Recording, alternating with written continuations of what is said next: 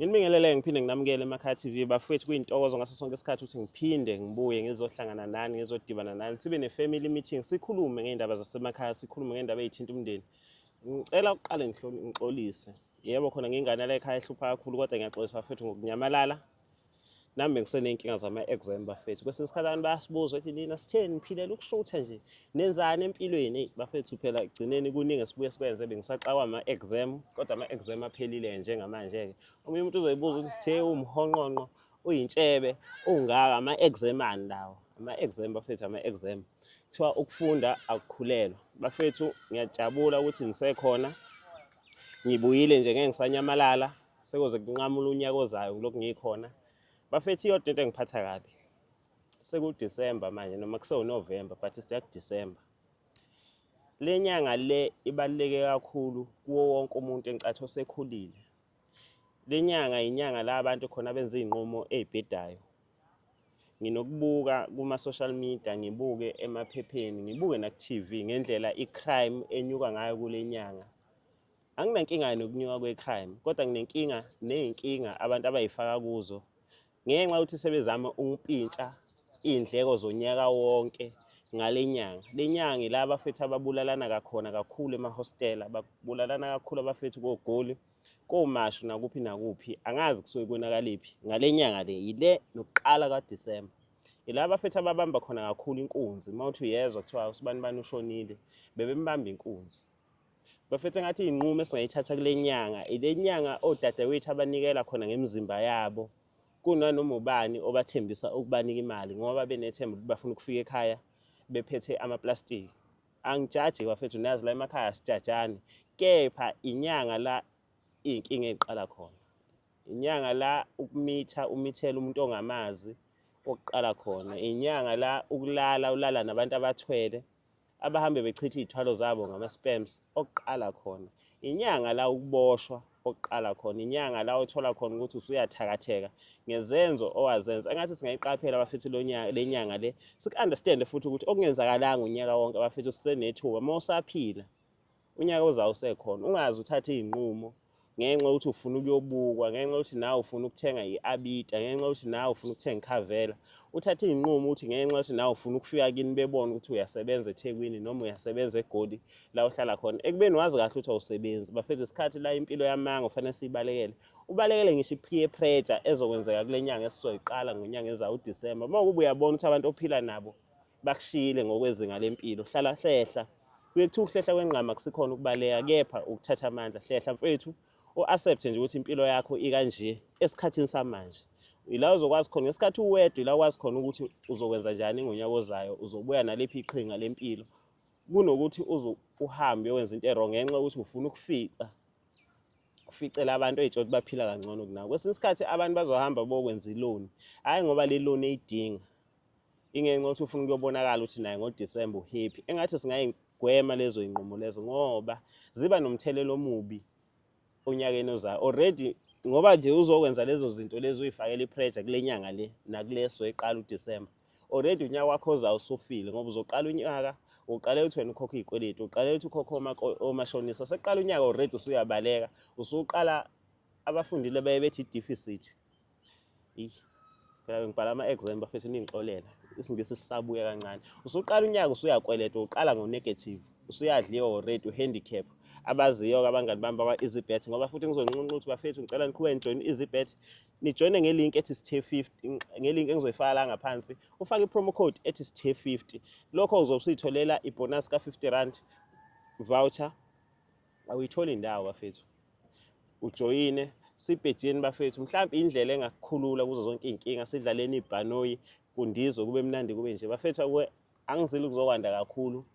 Ukuthi nje bengidlulisa ukuphatheka engikubonayo nengikwazi ukuthi sizolokhu sihlezi la sikhuluma mawukuba izinkinga ezikanje asizigwemi. Ngiyafisa nawe la ukhona oxakekile oxawe inkinga zemali ngoba mase kuba nje wonke umuntu usuke ecabanga imali ukuthi kukho konke okucabangayo ungakucabanga ukwenza ngento ezokwenza ukuthi uyisole maqala unyaka ozayo. uDisemba bafethu uyafika uyadlula. Nawe monamandla kwamakhelwane ubona ngathi kuyabheda ngiyafisa ngathi ungadlulisa isandla ubapha ukhisimuzo omuhle. ungabaphi ngesenzo sokuthi ufuna ukunconywa, cha, ubaphe ngenhliziyo emhlophe njengesikipa sami. Bafethu ngiphethe usisi la osibhalele udaba naye wathi Makhaya TV ngiyacela ukuthi ningisize la ngikwazi ukuthi nami ngixazulule inkinga ngoba uma ngingedwa iyangixaka, angazi nokuthi ngizoqala ngaphi, angazi nokuthi fanele ngenze njani. Sisi wami sikubingelele siphinde sikwamukele Makhaya TV. Yebo, sawubona bhuti. Saphila sisi wami, usibhalele ku-WhatsApp noma-ke kuthatha isikhathi ukuthi mhlambe size sihlangane. Ngiyaxolisa ngixolise nje nakwabanye abasibhalelayo nabafonayo. Sekuvulelekile, wonke umuntu usezongithola ngaso sonke isikhathi angifuna ngaso. Njengoba bengichaziwe futhi nami bengisayixakekele, i-maths ibuye ixakane, isilungu sibuye singavuki. Ekugcineni siyayifuna sonke impilo engcono, kuye kuthiwe imfundo nayo izosisiza. Yebo. Sisi wami, kwenzakalani? Hey, bhuti nginenkinga la.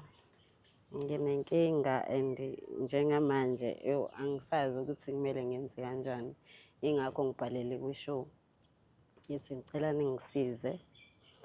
Kushuthi la nginomuntu engizwana naye, engihlalisana naye, engihlekisana naye. So lo muntu sihlalile naye, sihlala ndawonye naye. Okay, kwenzakalile ukuthi uthe njengasemhlabeni nawe yasemhlabeni sabantu besifazane siyawenza amaphutha. Wow, ukuthi-ke ngithola nami sengimchithela. Ekumchitheleni kwami ngimchithela nomuntu oshadile.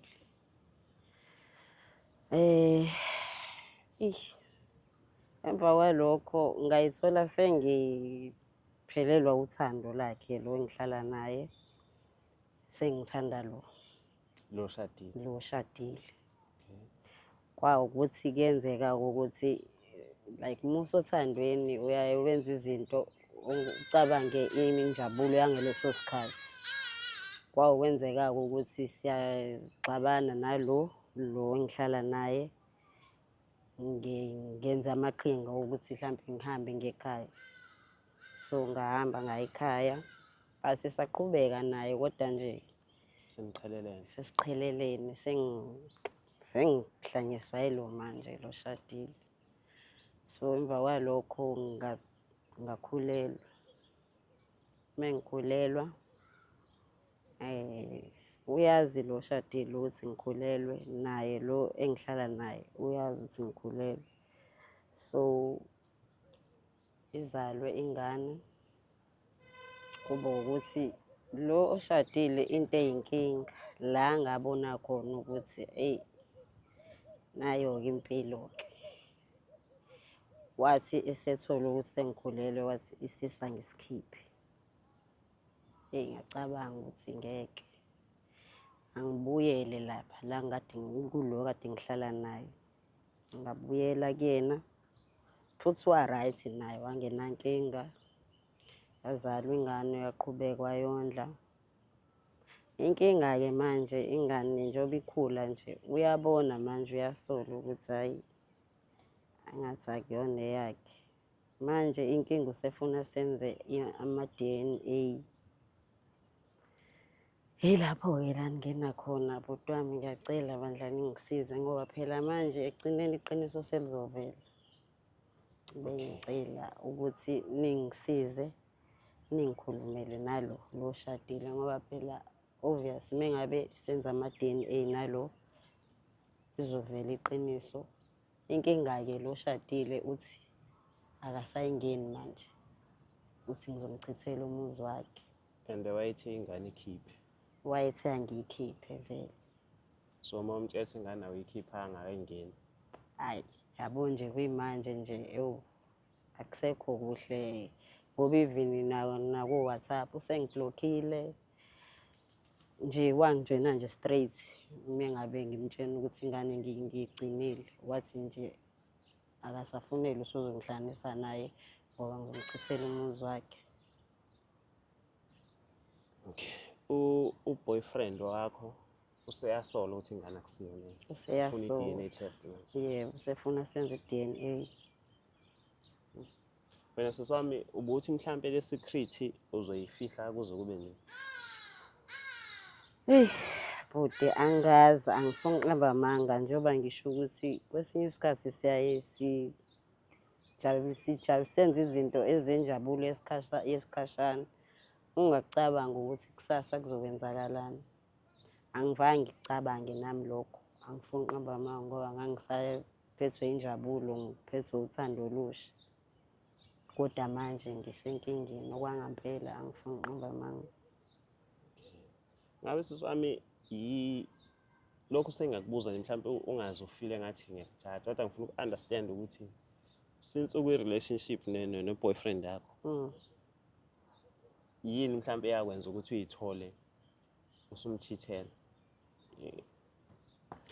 ngicathi naye uyokubuza one day lo mbuzo ukuthi ingoba wayenzeni. Eqinisweni bhuti angeke ngize ngidlale ngengane yomuntu akukho ngoba uyasebenza yebo, like uyakhona ukuthi siphile endlini noma singekho phela like rich, kodwa siyakhona ukuthi siphile endlini silale edlile. Angazi ngingasho ngithi kwabo ukuganga nje nenkanuko. Angifuni ukuqamba amanga ngoba even ekuchitheni angaze ngize ngimsolele ey'ntweni ey'njengalezo. Besihleli nje sijabulile kumnandi si-right. Shuthi inkinga la sisi wami ukuthi kufanele sitshele Lo oshadile ukuthi amukele ingane. Amukele ingane ngoba eyakhe phela ekugcineni. Okay. Eyakhe, igazi lakhe. As much as kuzoba nzima nankosikazi wakhe, kodwa kuzomele bamukele ngoba phela ekugcineni ingane yakhe. And izokhula, izothi imikhula imingibuza mina ngizothini, ngizothi uphi ubaba wayo. Ngoba phela njengoba lo ngihlala naye esefuna kuyokwenziwa ama-DNA, obvious uzothola. Okay. Lo ohlala naye uzomlinda enze i-DNA test athole noma uzovela umtshela? Because since sekufanele kuyotshelwa lo okuyiyena baba wengane ngqo, ngicathi vele asikudinga sokuthi lo emosha imali. Ingakho ngibhalele kwishow ukuthi angifuni ukuze kufike lapho ukuthi aze ayokwenza i-DNA. Ingakho bengicela ukuthi ningisize sihambe siye kulo sizwe ukuthi uthini yena. And then emva kwaloko mhlampe seningangisiza mhlampe simtshene naye lo angazi kuze kukhishwe imali. Bafethu ngiyacabanga ukuthi kufanele ngithole umama osekhulile ezopresenta le show. Ngoba phela bafethu ngathi kufanele umuntu eyobika isisu manje. Angazi ukuthi isisu sibikwa abantu besimame.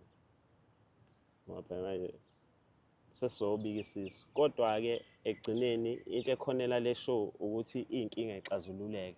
Ngisho kungathiwa-ke kuyabani, ngisho kungathiwa siyamcela umuntu ongasisiza sikhulumele nobaba noma ongasiyela khona ngqo. Ekugcineni kofanele kwenzakalele ngoba kulesi simo lesi mina nginatheni engikucabangayo ngosisi la eduze kwami, kodwa okuningi engikucabangayo ingane ngoba ezinye zale show azikuthandi ukuthi kungathiwa khona ingane ekhula ingenababa kodwa ubaba wayephila. Ngoba ziningi inkinga zenzeka ukuthi khona abantu aba-absent ey'mpilweni zabanye abantu. Kumanje nje nawe uyazazi lapho ohlezi khona ukuthi kunengane yakho owayizalisa le mtubatuba, awuyondli, angeke uyithengele futhi impahla yakhisimuzi. Uthi leyo ngane ithini mayibona abanye ontanga yabo bethi ubaba ungithengele ibhayisikili njengoba ngiphasile. Bethi ubaba uthe ngoba ngiphasile sohamba siye eThekwini siyolwandla. Ngakho asikwazi ukuthi ngathi ingane ubaba ekhona kodwa ingane izizwa ngathi ayinababa. Iqiniso kufanele lenzekela ukuthi ingane efanele imazi ubaba wayo wangempela, nobaba wayo wangempela ekwamukela ukuthi ingane eyakhe kufanele ayikhulise njengengane eyakhe, ithole uthando elidingwayo njengengane. Bafethu nawe mawukuba lapha ekhaya unayo ingane ngiyakucela kukho konke okucabangayo icabanga ingane ukuthi kwenzakalani phakathi kwakho noma wayo uzongakuhlanganisa enganeni ngoba nawe ongeke ukuthanda ukukhula ubaba wakhe kulahlile. Osizokwenza njengeshow sokwenza sikwenzele ingane kwasho labantu sebehlukene bethi hayi sesenzele ingane nje kodwa uma wengane uyahamba uyolala kubo wababa wengane kodwa bathi hayi senzele ingane ulala kanjani kubo wababa wengane ningasathandani angikho lapho bafowethu ngiyayibuzela nje nami mina mfethu ngiyayibuzela anginayo ingane angazi lutho nje nokwenza izinto ezenza ukuthi kube khona ingane angikafiki kuleso sigaba leso ngilinda umshado cha mfethu esizokwenza ngempela ukukhulumela iqiniso sesizokwenza ngenxa yengane noma kuba bebaningi abantu abazophatheka kabi kule story ngicathi babili ubafo lo ovele ngicathi usephatheke kabi mase enazo izinsolo zokuthi ufuna ukuyokwenza i-DNA test bese kuzoba umakoti lo wangale owachithelwa nosisi lo ozobona eseshaya ngesurprise sekuthiwa vembu nayi ingane noma lokho kwenzeka kabi ke sekuze uDisemba kodwa egcineni fanele kwenzeke bafethu ngoba hayi ingane afanele ifela amacala obaba bayo noma bayo so sisi wami wena ngokwakho ufisa kuqalwe ngakuphi kuqalwe ngalo ondla ingane noma kuqalwe ngalo owathi ingane ibulala Mina isifiso sami bengicela ukuthi siqale ngalo okuyena ongumnini lo Ushadile. Bengicela ukuthi siqale ngaye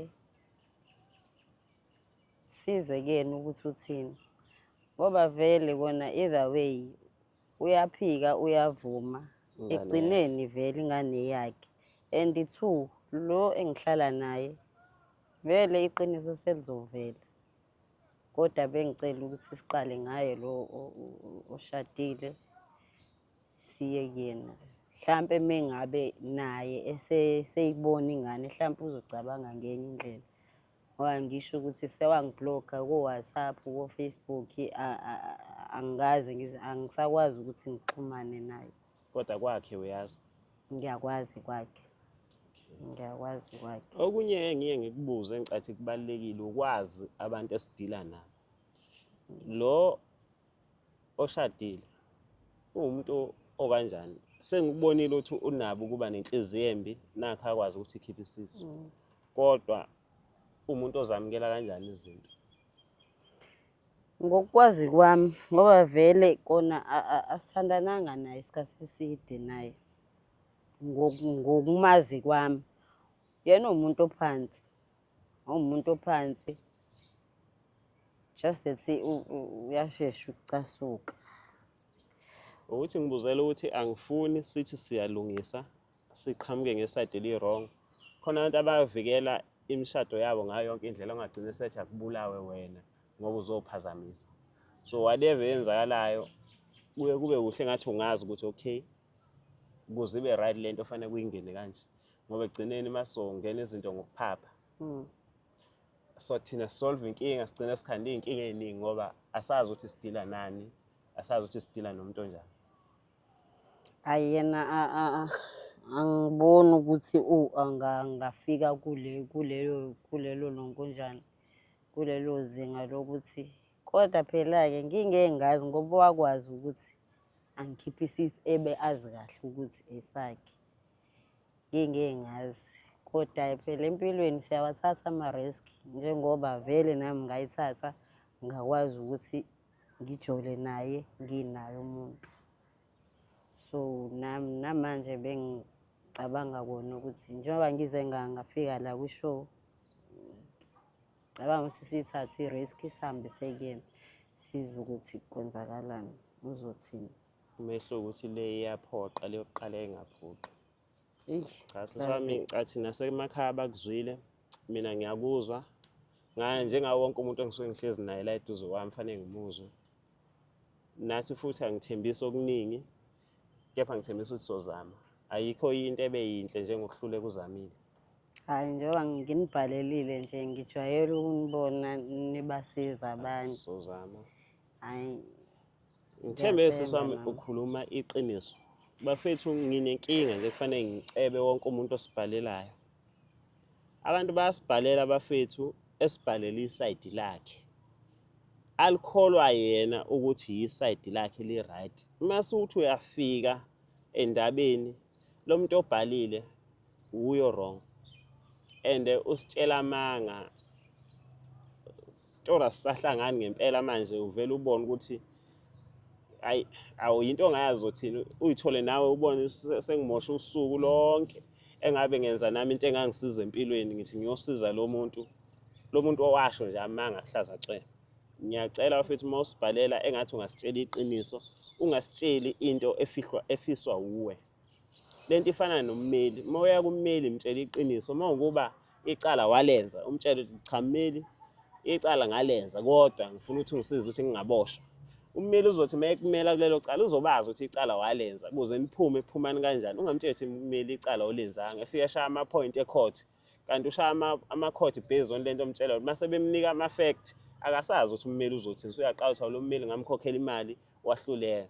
Kanti uwo ngamtshela ngathi bafethu ngathi uma usixoxa isitori sakho ukusho njengoba kunjalo ngoba bafethu nami nje siyazamela kodwa ukuthi usithathele siyokusiza entweni sithola ukuthi into ade sithi sizokusiza kuyo awunalo iqiniso wena.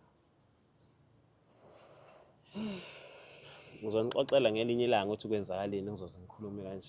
Bafethu ngicela ukuvalelisa siphinde sidibane futhi kusasa.